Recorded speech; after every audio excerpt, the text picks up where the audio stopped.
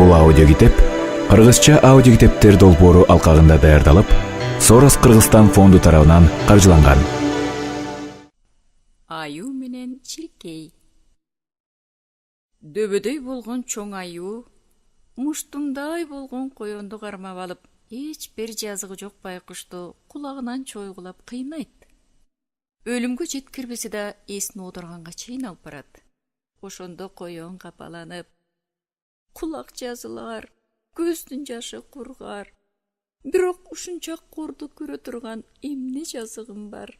Аю токойдогу аңдардын чоңу, күчтөөсү. Карышкыр менен түлкү араларынан кыл өтпөгөн ысык достор. Эми мен кимге корголойм? Деп арман кылат. Ошол убакта калың камыштын ичинен "Мага корголо" деген бир абдан ичке үн чың эте түштү.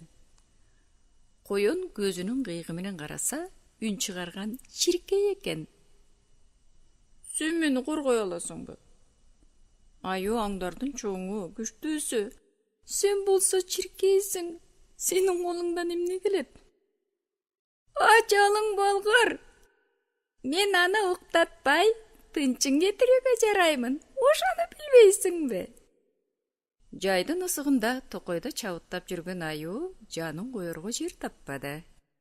Тынчы кетип, бүлдүркөндүн жалбырагынын үстүнө дем алайын деп жатса, кулагынын түбүнөн ызың деген табыш чыгат.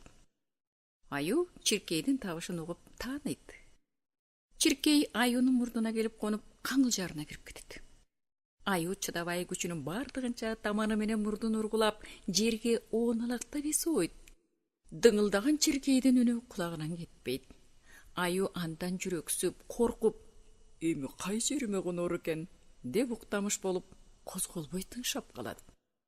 Аюнун бут жагында ызылдап жүрүп, бир кезде чиркей ың-жың табышы жок болуп кетет. "Чиркей учуп кетти го" деп ойлоп турганда, ал аюнун кулагынын түбүнө эптеп кона калып, тыс эттире чагып алат. Аю көзүнөн от чагышып, кокуйлап ордунан ыргып турат. Оң таманы менен кулагын кагып, жеди, бу кандай жаныбек немеле?" деп өңкөлөңдөп качып жөнөдү. Чиркей токойду кыдырып, бутак бадалдарды койбой тинтеп, дыңылдап аюнун артынан түштү. Зың деген чиркейдин үнү аюнун алапайын таптырбайт. Жүгүрүп отуруп бир жерге келгенде, алы кеткен аю эс алгысы келип, башын бадалга сүйөп уктап кетсе түш көрөт.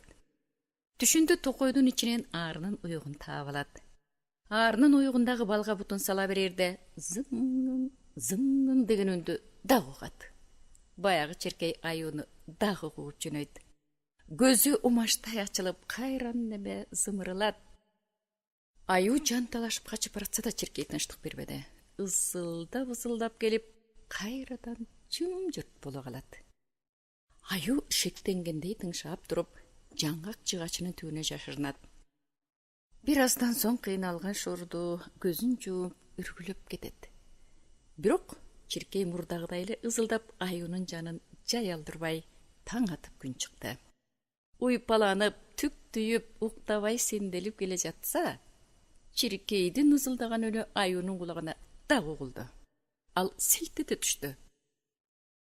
Алыстан байкап турган коён чиркейге "Жарайсың, кайраным" деп көзүнүн жашы чыкканча күлүп ыраазы болот. Чиркей болсо аюуга "Коёндун күйөрү жок деп ойлогонсуң го. Эми баатыр келсе, буга кордук көрсөткөнүңдү койгун. Мунуңду койбосоң, айлаңды гана кетирем да, тутунуп жүрүп өлөсүң" деп коркутуп, ызылдап учуп кеткен экен.